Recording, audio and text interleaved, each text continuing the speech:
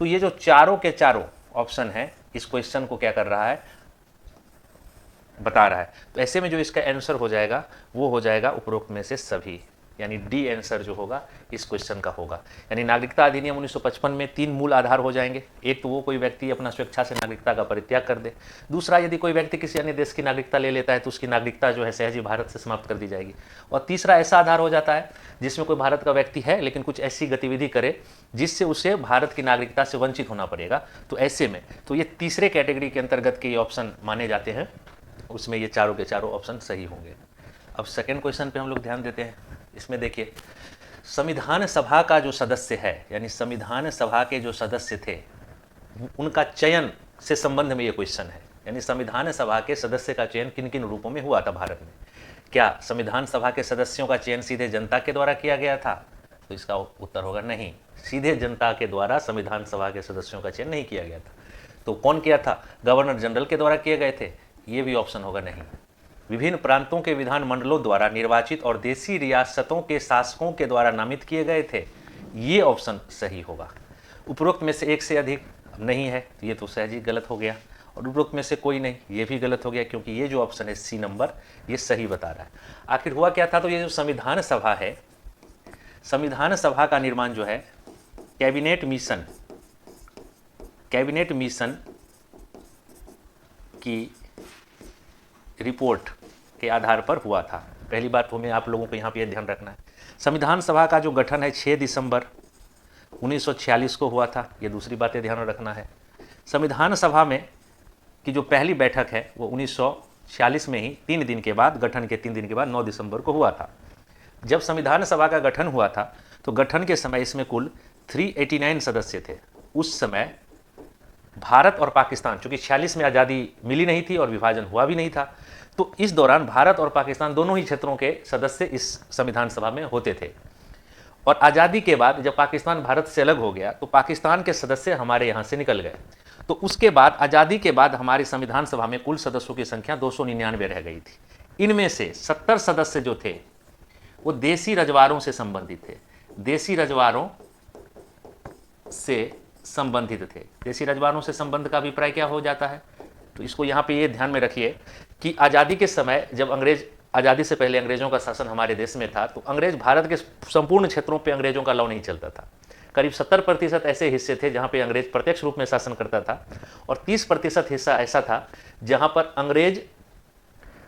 अंग्रेजों का शासन अप्रत्यक्ष रूप में होता था, क्योंकि वहाँ पर भारतीय रजवाड़ों का शासन था, भारतीय राजाओं का शासन होता था, जो कि अंग्रेजी लॉ के अंतर्गत होते थे और उनका हुकूमत उन क्षेत्रों पे चलता था। जब भारत को आज़ादी मिलने की बारी आई तो इन रजवाड़ों को बहुत से अधिकार, चूंकि अंग्रेज के दौरान भी थे तो स्वाभाविक रूप से बाद में भी दिए गए, जिनमें से ये था कि संविधान, उनमें ऐसा भी था कि आज़ादी के समय आप लोग ये भी पढ़ेंगे कि उनको ये भी ऑप्शन दे दिया गया था कि या तो आप स्वतंत्र रहें या भारत में जाएं या पाकिस्तान में जाएं।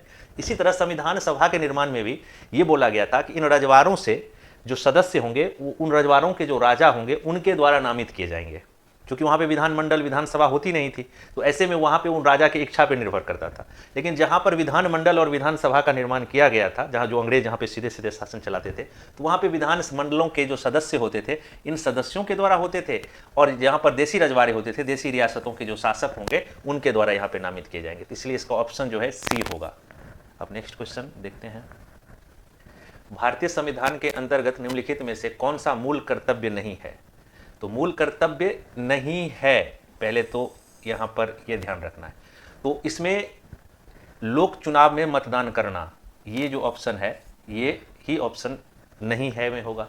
सार्वजनिक संपत्ति की सुरक्षा करना ये मूल कर्तव्य है, क्योंकि यहां पे बोल रहा है मूल कर्तव्य नहीं है, इसलिए ऑप्शन गलत हो जाएगा।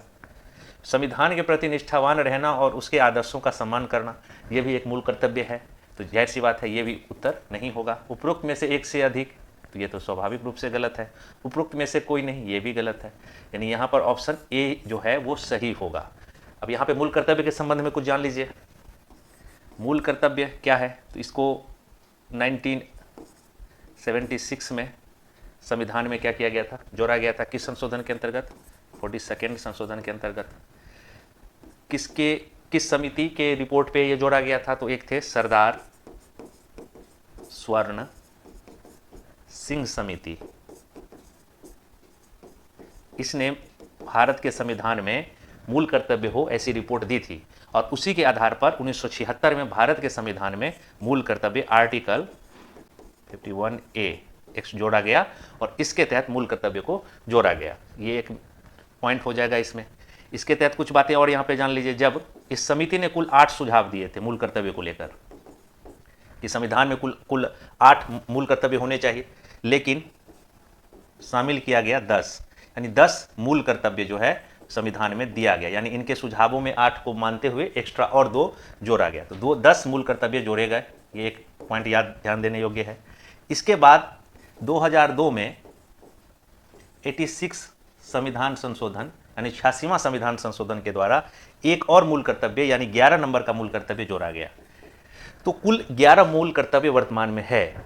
तो मूल कर्तव्य के संबंध में, और इसका जो उत्तर हो जाएगा, लोक चुनाव में सभा में मतदान करना ये कोई मूल कर्तव्य नहीं होता है। नेक्स्ट क्वेश्चन देख लीजिए। इसमें है भारतीय संसद लोकवित्त पर अपना नियंत्रण रखता है किन किन माध्यमों से। लोक लेखा समिति, ये संसद की एक समिति होती है, इसके माध्यम से संसद कार्यपालिका के कार्यों पर अपना नियंत्रण रखती है। नियंत्रण तथा लेखा परीक्षक, ये भी संसद को अपना रिपोर्ट प्रदान करती है, ये भी है। प्राक्कलन समिति, ये भी संसद का ही एक समिति है इसके लिए, और उपरोक्त में से सभी। तो ये इसमें जाहिर सी बात है तीनों का तीनों होगा, तो ये ऑप्शन डी हो जाएगा। इसका आंसर डी होगा। ये एक असामान्य प्रश्न है। निम्नलिखित व्यक्ति स्थानीय सरकार नीतियों से प्रमुखता से जुड़े हुए हैं, यानी स्थानीय सरकार, पंचायती राज हम लोग सुनते हैं जिसमें पंचायती राज ग्रामीण स्तर पे हो जाता है और नगर निगम शहरी स्तर पे हो जाता है। तो ये जो स्थानीय शासन है, सरकार कह सकते हैं इसको, शासन भी हम लोग कहते हैं। तो ये जो स्थानीय शासन भारत में आया, तो ये आने में यानी एक ही बार में तो आया नहीं, एक क्रम से कई सारे प्रयास किए गए और उन प्रयासों का परिणाम रहा कि हमारे देश में स्थानीय शासन की व्यवस्था लाई गई संविधान के लागू होने के 4 दशक के बाद। तो ये जो स्थानीय शासन हमारे देश में आई, जो जिसका जो वर्तमान स्वरूप है, इसके वर्तमान स्वरूप में आने तक कई लोगों ने इस शासन के विकास में कानूनी रूप से योगदान दिया। इनमें बलवंत राय मेहता का नाम आया है, लॉर्ड मेयो का नाम आया है, लॉर्ड रिपन का नाम आया है, अशोक मेहता। ये जो चारों लोग हैं, ये स्थानीय शासन के विकास में इन चारों की भूमिका है। 1957 में स्थानीय शासन के विकास को लेकर भारत सरकार ने एक समिति का निर्माण किया था, जिस समिति का सदस्य बलवंत राय मेहता समिति ही उसको हम लोग कहते हैं। 1977 में अशोक मेहता की अध्यक्षता में स्थानीय शासन के विकास को लेकर सरकार को सुझाव देने हेतु समिति का निर्माण किया गया था।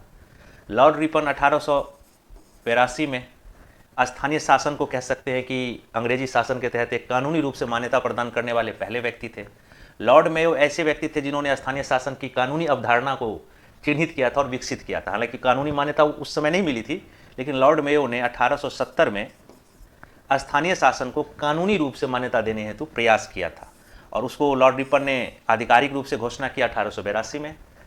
आज़ादी के बाद भारत सरकार भी इस दिशा में अग्रसर रही थी और बलवंत राय मेहता की अध्यक्षता में 1997 में स्थानीय शासन भारत में कैसा हो, इसका स्वरूप किस रूप से इसका गठन किया जाए, तो इस संबंध में बलवंत राय मेहता की अध्यक्षता में एक समिति का गठन किया था और अशोक मेहता भी इस संदर्भ में। तो इसका उत्तर जो है वे चारों हो जाएंगे उपरोक्त में से, यानी ए इसको इस रूप में। अब नेक्स्ट क्वेश्चन देखिए। निम्नलिखित में से कौन से अनुच्छेद प्रधानमंत्री और राष्ट्रपति के परस्पर संबंधों को संचालित करते हैं? अनुच्छेद 75, अनुच्छेद 73, अनुच्छेद 78, अनुच्छेद 76 और अनुच्छेद 74। देखिए 73 होगा नहीं, अनुच्छेद 74 होगा। ये क्या कहता है? अनुच्छेद आर्टिकल 74 कहता है कि राष्ट्रपति अपनी शक्ति का जो इस्तेमाल है, अब उनको जितनी भी शक्तियाँ मिली हुई है, वैसे भारत में संघ की जो कार्यपालिका है, संघ की कार्यपालिका की सभी शक्तियाँ जो है वो राष्ट्रपति को ही प्रदान की गई होती है, उन्हीं के नाम से देखा गया होता है। लेकिन एक अनुच्छेद 74 ने वस्तुतः उनको उनकी जो भी शक्तियां हैं व्यवहारिक रूप में उनसे वापस लेकर किसी और को दे देती है। और राष्ट्रपति को क्या कहता है अनुच्छेद 74 कि राष्ट्रपति के पास कार्यपालिका को लेकर, कार्यपालिका से संबंधित जितनी भी शक्तियां हैं, राष्ट्रपति अपनी उन सभी शक्तियों का इस्तेमाल प्रधानमंत्री और उनके मंत्री परिषद की सलाह से करेंगे। तो ये जो आर्टिकल 74 है, ये राष्ट्रपति की शक्ति को दर्शाता है क्या, कि वो अपनी शक्ति का जो उपयोग है वो प्रधानमंत्री और उनके मंत्री परिषद की सलाह से करेंगे। तो यहाँ पे प्रधानमंत्री और राष्ट्रपति के परस्पर संबंध ये हो जाएगा। इसके बाद जो आर्टिकल 75 है, ये कहता है कि राष्ट्रपति प्रधानमंत्री और उनकी सलाह से अन्य मंत्रियों की नियुक्ति करेंगे। तो जाहिर सी बात है ये आर्टिकल भी क्या करेंगे, दोनों के संबंधों को दर्शाता है। आर्टिकल 78 जो है ये भी दोनों के संबंधों को दर्शाता है। ये क्या कहता है, ये कहता है कि राष्ट्रपति के कुछ अधिकार को बताता है। जाहिर सी बात है राष्ट्रपति के अधिकार यानी शक्तियों को व्यवहारिक रूप में प्रधानमंत्री और उसके मंत्रिपरिषद को दे दिया गया है। तो आर्टिकल 78 कह रहा है कि राष्ट्रपति को यह अधिकार है क्या कि प्रधानमंत्री और मंत्रिपरिषद कोई काम कर रहा है कार्यपालिका को से संबंधित, तो उस कार्य के संबंध में राष्ट्रपति को जानकारी लेने का अधिकार है। वो प्रधानमंत्री से इस संबंध में अपनी जो इच्छा है वो जाहिर कर सकते हैं और प्रधानमंत्री को भारत के मंत्रिपरिषद के जो भी नीतियां हैं और उस संबंध में जो भी क्रियाएं चल रही है गतिविधि उसके संबंध में राष्ट्रपति को सूचना देना होता है। तो ये राष्ट्रपति के अधिकार को संदर्भित करता है। तो ये जो 3 आर्टिकल हो गए 74, 75 और 78, ये 3 आर्टिकल दोनों के संबंधों को दर्शाता है, जबकि 76 भी नहीं होगा। तो यानी इसमें 73, 70 और 76 ये 2 आर्टिकल परस्पर संबंधों को नहीं दर्शाता है। तो अब इसमें देखिए कौन सा आर्टिकल 1 हो जाएगा, 5 हो जाएगा और 3 हो जाएगा। तो 1, 3 और 5 ये बी आंसर इसका होगा। निम्नलिखित में से कौन बजट के निर्माण में भाग नहीं लेता है? तो वित्त मंत्रालय लेता है, क्योंकि वित्त मंत्रालय ही पेश करे, वित्त मंत्री ही बजट पेश करता है। योजना आयोग की भी भूमिका होती है, नियंत्रण और महालेखा परीक्षक की भी भूमिका होती है। वित्त आयोग की भूमिका सीधे सीधे नहीं होती है बजट के निर्माण में। तो इसका आंसर डी हो जाएगा। अभी नेक्स्ट क्वेश्चन देखिए, जब उपराष्ट्रपति राष्ट्रपति के रूप में कार्य करता है तब राष्ट्रपति, जब मान लीजिए एक तो सामान्य कार्यकाल समाप्त हुआ तो दूसरा राष्ट्रपति बनना होता है, उससे जब राष्ट्रपति के कार्यकाल समापन से पहले ही दूसरा राष्ट्रपति का चुनाव भी हो गया होता है, तो वो तो स्थिति में कोई भी व्यक्ति राष्ट्रपति नहीं बन सकता है। लेकिन ऐसी स्थिति जब राष्ट्रपति की अचानक मृत्यु हो जाए या वो स्वेच्छा से अपना पद परित्याग दे दें 5 वर्ष के अंदर के दौरान, या महाभियोग के द्वारा उनको हटा दिया जाए, या वो राष्ट्रपति चुन गए हों और उस स्थिति में मान लीजिए कि राष्ट्रपति पद से क्या हो गए, हट गए, तो उनकी निर्वाचन की प्रक्रिया में यदि कोई समस्या हो या कोई गलतियां पाई जाती है तो सुप्रीम कोर्ट का अधिकार है कि वो राष्ट्रपति की निर्वाचन प्रक्रिया को रद्द करे। ऐसी स्थिति में राष्ट्रपति का पद रिक्त हो जाए तो उस स्थिति में राष्ट्रपति की जो भूमिका है उपराष्ट्रपति निभा सकते हैं। यदि उपराष्ट्रपति भी नहीं है तो वो मुख्य न्यायाधीश उसके भूमिका में आ सकते हैं, और यदि मुख्य न्यायाधीश भी नहीं है तो सुप्रीम कोर्ट के जो अन्य न्यायाधीश हैं वो उस पद पे आ जाएंगे। तो यहाँ पे प्रश्न दे रखा है कि जब उपराष्ट्रपति राष्ट्रपति के रूप में कार्य करे तब, तो वो जाहिर सी बात है उपराष्ट्रपति से राष्ट्रपति के पद पे, और मैक्सिमम 6 माह के लिए ये कर सकते हैं। कोई भी व्यक्ति उपराष्ट्रपति जब राष्ट्रपति के रूप में कार्यवाहक के रूप में बने तो ये मैक्सिमम 6 माह तक के लिए बन सकते हैं। एक तो ये हो जाएगा। तो अब यहाँ पे ये बता रहा है, पूछ रहा है कि राष्ट्रपति तथा उपराष्ट्रपति दोनों की संपूर्ण शक्ति धारण करता है? नहीं, वो केवल और केवल राष्ट्रपति की शक्ति धारण करेगा। उपराष्ट्रपति की जो उसकी शक्ति होगी वो समाप्त कर ली जाएगी, या उससे अभी उस समय के लिए वो रुक जाएगी। वो व्यक्ति जो कि उपराष्ट्रपति से राष्ट्रपति कार्यवाहक राष्ट्रपति के रूप में बने हैं तो उनके पास केवल राष्ट्रपति की शक्ति होगी। राष्ट्रपति के सभी विशेषाधिकार तथा भत्तों को प्राप्त करता है, ये सही होगा, ये गलत होगा। राज्यसभा के सभापति के रूप में कार्य करता है? नहीं, ये अधिकार केवल उपराष्ट्रपति को है। जाहिर सी बात है वो राष्ट्रपति के रूप में है तो वो फिर उपराष्ट्रपति की भूमिका निभा नहीं कर सकता। तो इसका आंसर केवल 2 होगा। अब क्वेश्चन नंबर 9 है, राज्य के नीति निर्देशक सिद्धांत को भारतीय संविधान में शामिल किए जाने के उद्देश्य के संबंध में कौन कथन सही है? ये राजनीतिक प्रजातंत्र को स्थापित करता है, सामाजिक प्रजातंत्र को स्थापित करता है, सामाजिक और आर्थिक प्रजातंत्र को स्थापित करता है, उपरोक्त में से कोई नहीं, उपरोक्त में से एक से अधिक। राज्य के नीति निर्देशक सिद्धांत जो है वह वस्तुतः सामाजिक और आर्थिक प्रजातंत्र को स्थापित करता है। राजनीतिक प्रजातंत्र को स्थापित करता है मौलिक अधिकार, फंडामेंटल राइट। ये राजनीतिक लोकतंत्र को स्थापित करता है। राजनीतिक लोकतंत्र का अभिप्राय राजनीतिक रूप से जो भी सिद्धांत राजनीतिक लोकतंत्र को बढ़ावा दे, लोगों के अधिकार को बढ़ाने की बात करे, तो मौलिक अधिकार ये कार्य करता है। सामाजिक प्रजातंत्र मौलिक इसमें है, लेकिन केवल सामाजिक प्रजातंत्र ही नहीं है, नीति निर्देशक तत्व में सामाजिक और आर्थिक दोनों को स्थापित कर रहा है। यदि यहाँ पे केवल सामाजिक प्रजातंत्र होता और बाकी नहीं, यानी और आर्थिक, और मान लीजिए कि यहाँ पर ये ऑप्शन ना देकर कुछ और दे दिया गया तो एक सामाजिक प्रजातंत्र है लेकिन साथ ही साथ आर्थिक प्रजातंत्र भी है। तो जब दोनों ऑप्शन एक साथ है तो इसलिए ये ऑप्शन माना जाएगा। उपरोक्त में से एक से अधिक हो ही नहीं सकता, उपरोक्त में से कोई नहीं, तो ये हो गया। तो मौलिक अधिकार और नीति निर्देशक तत्व में सबसे बड़ा अंतर भी यही आप मान सकते हैं कि मौलिक अधिकार जहाँ राजनीतिक प्रजातंत्र की स्थापना करता है, वहीं पर नीति निर्देशक तत्व सामाजिक और आर्थिक प्रजातंत्र की स्थापना करता है। 10 ये कुछ आर्टिकल है, उसके संबंध में आर्टिकल का संबंध किन विषयों से है इसमें सूची मिलान करना है। जैसे आर्टिकल 40 जो है ग्रामीण पंचायतों के गठन, सही है। आर्टिकल 41 जो है काम करने का अधिकार, ये भी सही है। अनुच्छेद 44 जो है समान नागरिक संहिता, सही है। और अनुच्छेद 48 जो है कृषि एवं पशुपालन का गठन, सही है। इसमें दुधारू पशुओं की रक्षा आदि भी आ जाएंगे। तो ये चारों आर्टिकल जो है सही है, इसलिए इसका ऑप्शन जो होगा 1 2 3 4 ये ए हो जाएगा। अब 11 नंबर क्वेश्चन है, निम्नलिखित में से कौन 42वें संविधान संशोधन द्वारा नीति निर्देशक तत्वों में नहीं जोड़ा गया? ये 42वें संविधान संशोधन 1976 में हुआ था, इसके बारे में कुछ लाइन जान लीजिए। ये भारत के संविधान का सबसे बड़ा संशोधन माना जाता है, सबसे बड़ा संशोधन माना जाता है। इससे बड़ा संशोधन संविधान के इतिहास में अभी तक कोई नहीं है। इस संशोधन के माध्यम से कई सारे जो अनुच्छेद पहले के थे उनमें कुछ परिवर्तन भी किए गए थे और साथ ही साथ कुछ कई सारे नए अनुच्छेद जोड़े भी गए थे। इन्हें छोटा संविधान भी कहा जाता है, इस संशोधन को छोटा संविधान भी कहा जाता है।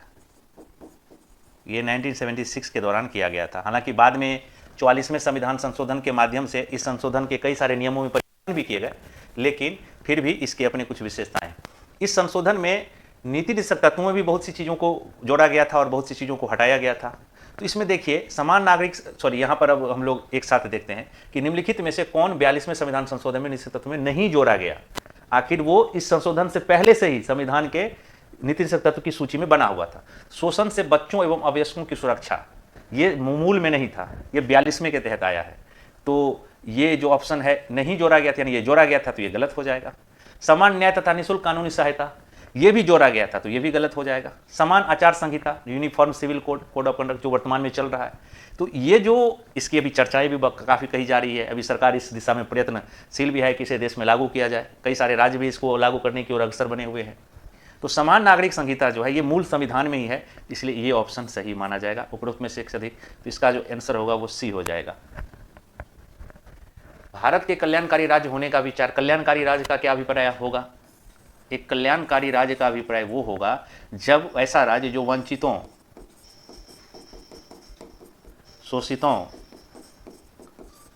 गरीबों, ये सबको भी के उत्थान के लिए, इनके उत्थान के लिए, इनके विकास के लिए कार्य करे, इनको सामान्य तौर पे निम्न अवस्था से उच्च अवस्था की ओर लाने के लिए प्रयासरत हो, ऐसे राज्य को हम वेलफेयर स्टेट या कल्याणकारी राज्य कहते हैं।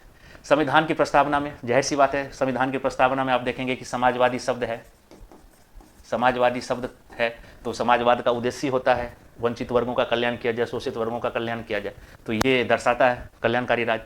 इसके लिए आप देखेंगे राजनीतिक, सामाजिक और आर्थिक न्याय की भी बात की गई है, वो भी कल्याणकारी राज्य के ही लक्ष्यों को संदर्भित करता है। मौलिक अधिकारों में वस्तुतः कल्याणकारी राज्य की कोई उद्देश्य नहीं होता, क्योंकि ये व्यक्तिगत अधिकार होता है व्यक्ति के ऊपर, उसमें भी राजनीतिक अधिकारों के। राज्य के नीति निर्देशक तत्वों में ऐसी बहुत सी चीज़ें हैं जो एक कल्याणकारी काम का अधिकार देना, अभी अभी हम लोगों ने नेक्स्ट देखे कि, तो इसमें संविधान की प्रस्तावना में हो जाएगा और राज्य के नीति निर्देशक तत्वों में हो जाएगा, यानी ए और सी इसका आंसर हो जाएगा। क्वेश्चन नंबर 13, अनुच्छेद 14 के तहत समता के अधिकार से निम्न में किन लोगों को छूट प्रदान की गई है? समता के अधिकार अनुच्छेद 14, इसमें विधि के समक्ष समता, एक अनुच्छेद 14 में दो चीज़ों का उल्लेख किया जाता है। एक होता है विधि के समक्ष समता और दूसरा लक्ष्य हो जाएगा इसमें जो वर्णन है विधि का समान संरक्षण, विधि का समान संरक्षण। तो विधि के समक्ष समता का बात अभिप्राय यही हो गया कि कानून के लिए सभी व्यक्ति समान हैं और कोई एक कानून है तो वो भारत के सभी व्यक्तियों पर समान रूप से लागू होगा। जाति, लिंग, वंश, जन्म स्थान आदि किसी भी चीज़ को नहीं देखा जाएगा। और तो जाहिर सी बात है, लेकिन ये जो विधि के समक्ष समता है, ये नियम कुछ ऐसे पद हैं जिस पर नहीं लागू होता है, उसके कुछ अपवाद भी हो जाएंगे, जिसमें राष्ट्रपति, राज्यपाल, कई बार ऐसा होगा कि जो सामान्य कानून है उनसे अधिक बढ़कर इन लोगों के साथ क्या किया जाता है, व्यवहार किया जाता है, तो ये उनका अपना अधिकार माना गया है। राजदूत या विदेशी शासक भारत में आए तो उसको भी इस तरह की बातें कही जाती है। संयुक्त राष्ट्र के जो राजनयिक भारत आए तो उनको भी कुछ विशेष सुविधाएं दी जाती है, सामान्य कानून इनके ऊपर कभी कभी लागू नहीं होगा। संघ लोक सेवा आयोग के अध्यक्ष नहीं, ये इसके दायरे में आते हैं। तो इसका जो आंसर होगा वो 4 हो जाएगा, उपरोक्त में से कोई नहीं। तो किन लोगों को छूट प्रदान की गई है? तो छूट प्रदान की गई है 1, 2, 3, 1, 2 और 3, यानी सी जो है इसका आंसर हो जाएगा। तो ये याद रखिएगा। क्वेश्चन नंबर 14, निम्न कथनों पर विचार करें। क्या, अभी वही क्वेश्चन जो अभी हम लोगों ने चर्चा किया वही अब नेक्स्ट इसमें प्रश्न बन क्या है, क्या विधि के समक्ष समता और विधि के समान संरक्षण उपयुक्त के संदर्भ में कौन सत्य है? दोनों एक दूसरे के विरोधी है, दोनों एक दूसरे के पूरक। इसको जानने के लिए पहले हम समझते हैं विधि के समक्ष समता, जो कि अभी जाने कि कानून जो है सभी व्यक्ति पर समान रूप से लागू होगा, और विधि का समान संरक्षण, विधि के समक्ष समता याद रखिएगा ये यूके के संविधान से आया है, और विधि का समान संरक्षण ये यूएसए के संविधान से आया है। पहले तो ये अंतर ध्यान में रखना है।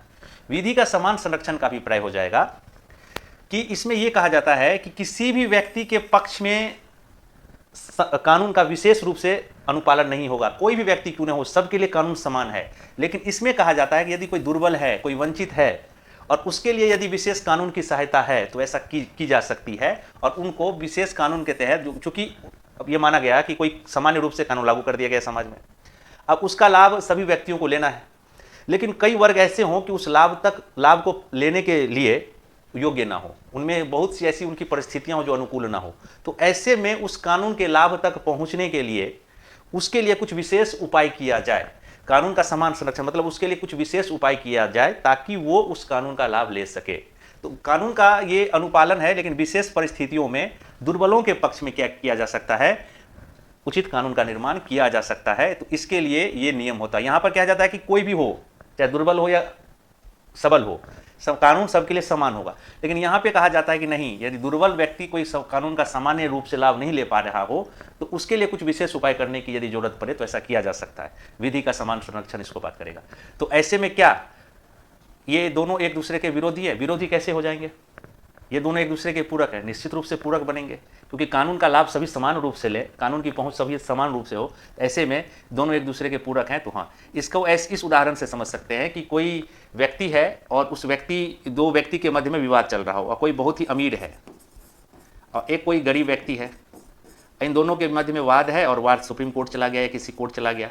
इस अमीर ने अपने लिए बहुत ही उच्च वकील कर लिया, बहुत ही हाई क्लास का वकील इसने कर लिया, और उस वकील के माध्यम से उसने क्या किया, अपने लिए एक मजबूत बैकग्राउंड स्थापित की। और कोई गरीब है, उसके पास कोई ऐसा वकील ही नहीं है, उसकी क्षमता ही नहीं है, तो सरकार का ये दायित्व बनता है कि वो उसको भी एक बेहतर वकील क्या करे, प्रदान करे। इसको इस संदर्भ में आप समझ सकते हैं। तो क्या, ताकि क्या हो सके, ताकि ये गरीब भी उस कानून का समान रूप से लाभ ले सके। जिस परिस्थिति के कारण अमीर उसका लाभ ले रहा था, क्योंकि उसके परिस्थिति उसके अनुकूल है, तो ऐसे में सरकार इस गरीब को भी उस स्तर तक के लिए व्यवस्था प्रदान करे। तो ये दोनों एक दूसरे के पूरक होंगे। इसका आंसर इस संदर्भ में बी हो जाएगा। मंडल आयोग के मामले में सर्वोच्च न्यायालय के निर्देश का अनुसरण करते हुए संसद ने राष्ट्रीय पिछड़ा वर्ग आयोग अधिनियम 1993 अधिनियमित किया। इनमें से कौन सा प्रावधान इसमें सही नहीं है?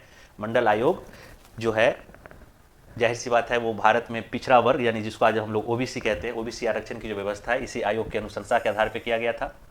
और इस आयोग का जो गठन है वो 1979 में किया गया था, और बीपी मंडल इसके अध्यक्ष थे। ये याद रखिएगा। 3743 जाति की पहचान की गई थी इस आयोग के द्वारा, जिसको कुल 27% आरक्षण की बात देने की कही गई थी। हालांकि इन जातियों की जो कुल संख्या है भारत में, भारत की कुल जनसंख्या के ये लोग 52% में आते हैं, लेकिन इस आयोग ने 27% आरक्षण देने की बात कही थी, जो कि 1990 में इस आयोग की अनुशंसा के आधार पर इसे प्रस्तावित किया गया था। फिर आगे चलकर सरकार ने इसी संबंध में राष्ट्रीय पिछड़ा वर्ग आयोग अधिनियम बनाया, जिस अधिनियम में कई सी बातें थी। तो अब ये यहाँ पे क्वेश्चन किया गया कि इस अधिनियम में ऐसी कौन सी बातें हैं जो कि नहीं है। तो इसमें पहली बात है, नागरिकों के किसी वर्ग को किसी भी पिछड़े श्रेणी में शामिल करने की अभ्यर्थना का अन्वेषण करना नहीं, क्योंकि यहाँ पे स्पष्ट पहचान कर दी गई है जातियों की। तो नागरिकों किसी वर्ग को किसी भी पिछड़े श्रेणी में कैसे, जब पहले ही स्पष्ट कर दी गई तो किसी को किसी में शामिल किया नहीं जा सकता। किसी पिछड़े वर्ग के अपर्याप्त समावेशन की शिकायत सुनना ये उचित है, उसमें है। किसी पिछड़े वर्ग के अधिक समावेशन की शिकायतें सुनना ये है इस प्रावधान में। पिछड़े वर्गों में क्रीमी लेयर को चिन्हित करना ये है, ये भी वर्तमान में है। ये वर्तमान में 8 लाख है। क्रीमी लेयर का अभिप्राय 8 लाख से ऊपर की आमदनी वाले को आरक्षण का लाभ नहीं मिलेगा। उपरोक्त में से कोई नहीं, ये गलत हो जाएगा। तो ये जो यानी ये, तो यहां पर कौन सा है शामिल नहीं है, तो यानी ए ऑप्शन इसका हो जाएगा। निम्नलिखित मूलाधिकारों पर विचार करें। धर्म, मूलवन, जाति, लिंग या जन्म स्थान के आधार पर विभेद का प्रतिषेध, ये है समता के अधिकार में आर्टिकल 15। लोक नियोजन के विषय में अवसर की समानता आर्टिकल 16 है। अल्पसंख्यकों के संस्कृति और शिक्षा संबंधी अधिकार, ये भी है, ये आर्टिकल 29 और 30 में आ जाता है। और शोषण के विरुद्ध अधिकार, ये 23 और 24 में आ जाता है। तो इसमें क्या पूछा जा रहा है, उपयुक्त मौलिक अधिकारों में से कौन सा अधिकार केवल भारतीय नागरिकों को उपलब्ध है? तो इसमें से 1, 2, 3 ये उपलब्ध है। और ये जो शोषण के विरुद्ध अधिकार है, ये भारत के साथ साथ विदेशी को भी प्राप्त है। लेकिन लोक नियोजन के विषय में अवसर की समानता केवल भारतीयों को है, विदेशी को नहीं है। अल्पसंख्यकों को संस्कृति और शिक्षा केवल भारतीयों को है, विदेशियों को नहीं है। और धर्म, मूलवान, जाति, लिंग या जन्मस्थान के आधार पर विभेद का जो प्रतिषेध है, यह भी केवल भारतीयों को है, विदेशी को नहीं है। 86वें संविधान संशोधन के अंतर्गत निम्नलिखित में से किस मूल कर्तव्य को अनुच्छेद 51A में जोड़ा गया? ये जो है अभी हम लोगों ने पढ़ा, यह आर्टिकल किससे संबंधित है? ये मूल कर्तव्य से संबंधित है। तो 86वें संविधान संशोधन हुआ कब था? ये 2002 में हुआ था। पहला पॉइंट यहाँ पे ये इंपॉर्टेंट होगा। इसके अतिरिक्त कुछ चीज़ें और ध्यान में रखनी है कि इस संशोधन के तहत 3 चीज़ें परिवर्तित की गई। मौलिक अधिकार यानी फंडामेंटल राइट में भी आर्टिकल 21A जोड़ा गया। नीति निर्देशक DPSP में आर्टिकल 45A जोड़ा गया। और ये जो मूल कर्तव्य है, मौलिक अनुच्छेद यानी आर्टिकल, मूल कर्तव्य जो है, फंडामेंटल ड्यूटीज जो है, इसमें आर्टिकल 51A जोड़ा गया। ये 3 चीज़ें इस संशोधन के तहत जोड़ा गया। अब इसमें जाहिर सी बात है, कहता क्या है ये? तो ये शिक्षा से संबंध में है। ये क्या कहेगा? यानी DPSP में जो बातें कही गई उसमें ये कहा गया कि 0 से 6, यानी इसमें यहाँ पे लिख दे रहा हूँ, 0 से 6 वर्ष के बच्चे की शिक्षा के संबंध में है। यहाँ पर जो है 6 से 14 वर्ष के बच्चों की शिक्षा से संबंध में है। ये उनको निःशुल्क शिक्षा का मौलिक अधिकार दिया गया था। और यहाँ पर ड्यूटीज में सभी अभिभावकों से कहा गया था कि आपका ये कर्तव्य है कि आप 6 से 14 वर्ष तक के बच्चों की स्कूली शिक्षा को पूरा करवाएं। तो यहाँ पे शिक्षा से संबंधित हो जाएगा। ये योग्यता के आधार पर सेवाओं में चयन की व्यवस्था किस एक्ट के तहत घोषित किया गया? ये 1833 का एक्ट है, चार्टर्ड एक्ट इसको कहते हैं, चार्टर्ड एक्ट। इसके तहत पहली बार भारत में सिविल सेवाओं की जो एग्जाम हुआ करता था, सिविल सेवा, इस सिविल सेवा में योग्यता के आधार पर चयन की बात कही गई थी और खुली प्रतियोगिता का आयोजन, योग्यता के आधार पर चयन की बात कही गई थी। और साथ ही कहा गया था कि वो भी खुली प्रतियोगिता के द्वारा की जाएगी। ये इसका बी हो जाएगा। राष्ट्रपति के चुनाव के संबंध में निम्न कथनों का अवलोकन करें। संसद के सदस्यों के कुल मत राज्यों की विधानसभाओं के कुल सदस्यों के मतों के बराबर होता है, सही है। सर्वाधिक मत प्राप्त उम्मीदवार राष्ट्रपति घोषित किए जाते नहीं। राष्ट्रपति के लिए एक निर्वाचन कोटा होता है और निर्वाचन कोटा में कहा जाता है कि कुल मत का 50% + 1 इतना आपको होना चाहिए, तभी कोई व्यक्ति राष्ट्रपति बनेगा। जैसे सामान्य जो आम चुनाव होते हैं हम लोगों के लिए, उसमें सर्वाधिक मत से जीत की प्रणाली है। अभिप्राय, जिसको सबसे अधिक मत होगा वो विजेता घोषित होगा, चाहे वो मत प्रतिशत 50 से ज़्यादा हो या 50 से कम हो, ये मायने नहीं रखेगा। लेकिन राष्ट्रपति के लिए मिनिमम 50% का मत प्राप्त करना जरूरी है, उसमें भी 50% + 1 होना चाहिए। राज्यसभा का महासचिव मुख्य निर्वाचन अधिकारी होता है, सही है। मतदान केवल अपने निर्वाचन क्षेत्र में ही मतदान करा सकते नहीं, मतदाता निर्वाचन क्षेत्र अपने निर्वाचन क्षेत्र में नहीं होता, वो भारतीय संसद में होता है। यानी 1 और 3 सही है, तो ये हो जाएगा। नेक्स्ट देखिए, राष्ट्रीय स्तर पर जनसंख्या को आधार बनाकर सन 1993 में कुछ समुदायों को अल्पसंख्यक घोषित किया गया था। इसका वैधानिक आधार क्या था? 1993 में कुछ समुदायों को अल्पसंख्यक घोषित किया गया था, तो केंद्र सरकार द्वारा जारी एक अधिसूचना है। संविधान ने अल्पसंख्यकों के लिए कोई आधार नहीं स्पष्टतः बताया है और न ही अल्पसंख्यकों को लेकर कोई परिभाषा दिया है। हालांकि अल्पसंख्यक समुदाय क्या हो, ये राज्य ने निर्धारित किया और केंद्र सरकार ने 1993 में ये एक अधिसूचना से 6 समुदायों को अल्पसंख्यक घोषित किया था। उसमें मुस्लिम हो जाएगा, सिख हो जाएगा, ईसाई हो जाएगा, जैन हो जाएगा, बौद्ध हो जाएगा और पारसी हो जाएगा। ये 6 समुदाय जो है भारत में अल्पसंख्यक घोषित किए गए हैं।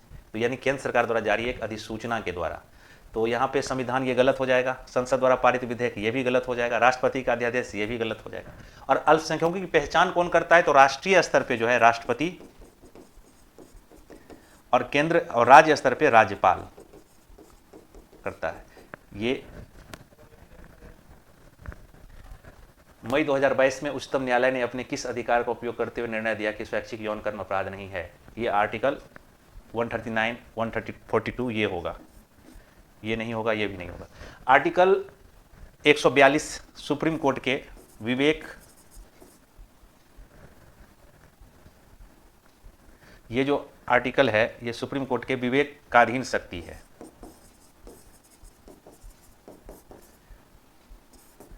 इसका अभिप्राय क्या हो गया कि मान लीजिए कोई केस चल रहा हो, कोई वाद सुप्रीम कोर्ट में चल रहा हो, और उस वाद के और सुप्रीम कोर्ट तो कानून या संविधान के कुछ नियम के आधार पर अपना फैसला सुनाएगा, लेकिन किसी वाद में कानून की अपर्याप्तता है, लेकिन तो ऐसी स्थिति में क्या किया जाए, और फैसला पूरा होने के लिए वो कानून जो है पर्याप्त नहीं है, तो उस स्थिति में सुप्रीम कोर्ट अपने विवेक का उपयोग करते हुए उस फैसले को पूर्ण कर सकता है। ये अधिकार आर्टिकल 142 सुप्रीम कोर्ट को प्रदान करता है।